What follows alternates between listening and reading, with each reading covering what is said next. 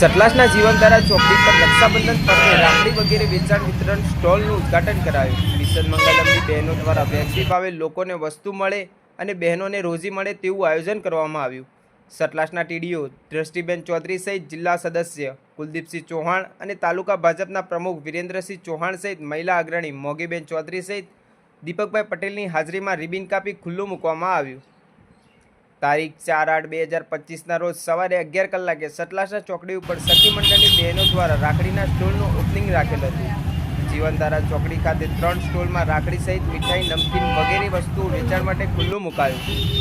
સતલાસના તાલુકા ભાજપના પ્રમુખ વિરેન્દ્રસિંહ ચૌહાણ સહિત કુલદીપસિંહ ચૌહાણ સહિત ટીડીઓ દ્રષ્ટિબેન ચૌધરી સહિત મોગીબેન ચૌધરી સહિત આગેવાનો પણ ખરીદી કરી હતી.